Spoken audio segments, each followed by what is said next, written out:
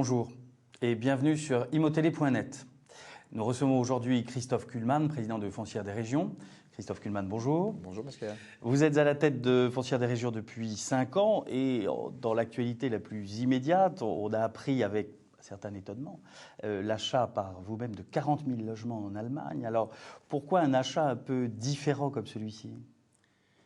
Bonjour, et c'est vrai que pourquoi ça? Parce qu'en fait, Foncière des Régions, depuis toujours, a annoncé avoir une stratégie de diversification en termes de produits. Nous sommes aujourd'hui investis dans les bureaux, dans les logements, dans la logistique, dans les murs d'exploitation, dans les parkings.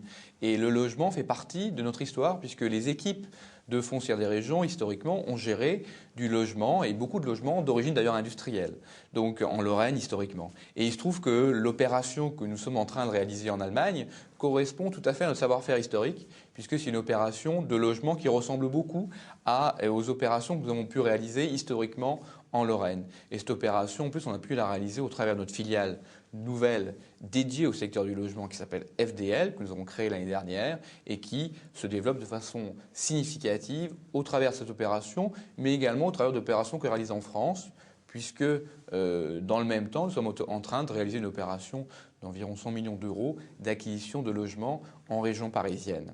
Donc l'opération de l'Allemagne, en fait, a un intérêt spécifique, c'est que le marché du logement en Allemagne est un marché qui, contrairement à l'ensemble des autres marchés du logement en Europe, n'a pas du tout évolué depuis une douzaine d'années. Et on a considéré que d'une part, on avait l'expérience de ce type d'opération, compte tenu de notre histoire, et d'autre part, qu'il y avait une anomalie de marché sur laquelle on va essayer de travailler pour, sur le long terme, valoriser cette opération. Cette opération qui explique, ou ces opérations qui expliquent votre domination au profit du logement d'ailleurs. Mais Foncière des Régions, ça n'est pas que du logement, c'est aussi de l'immobilier d'entreprise. Dites-moi un mot sur vos investissements en cette matière et sur votre politique en matière d'immobilier d'entreprise. Je dirais que Foncière des Régions, c'est surtout l'immobilier d'entreprise parce que, en fait, Foncière des Régions directement vient de fusionner avec sa principale filiale, Bail Investissement, c'est tout récent. C'est tout récent, puisque la fusion a été validée par les assemblées générales qui sont tenues il y a une quinzaine de jours aujourd'hui, et qui permet de créer la société qui conserve le nom de Foncière des Régions, mais qui est la tête du groupe, avec un patrimoine d'immobilier d'entreprise en direct de 4,2 milliards d'euros, 3,5 milliards d'actifs de bureaux et 700 millions d'euros d'actifs logistiques.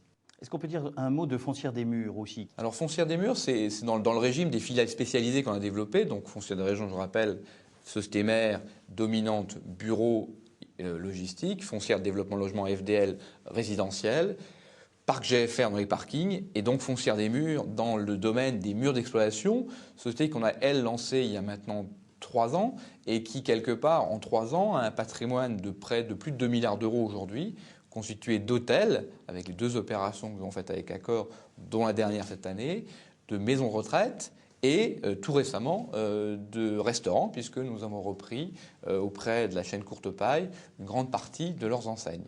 L'ensemble de ces opérations vous amène, j'imagine, à regarder de très près ces marchés de l'investissement en France et en Europe. Quelques mots là-dessus?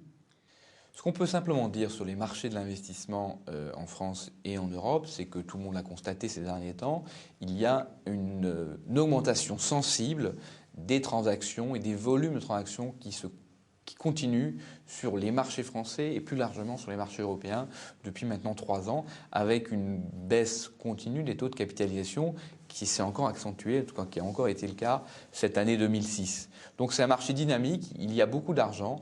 Pour notre part, notre stratégie, c'est d'essayer de continuer à nous développer dans chacun de nos produits, tout en étant attentif à l'évolution de ces taux de capitalisation pour pouvoir toujours servir à nos actionnaires un rendement, un dividende qui correspond à leurs attentes. Donc vous êtes toujours acheteur?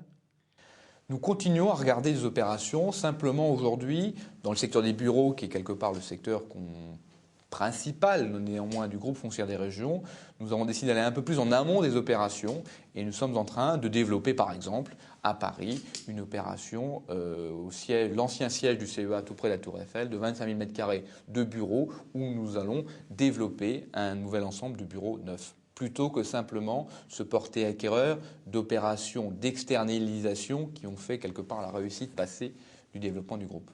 Christophe Kullmann, merci. Merci. Et à vous, je dis à demain sur imotélé.net.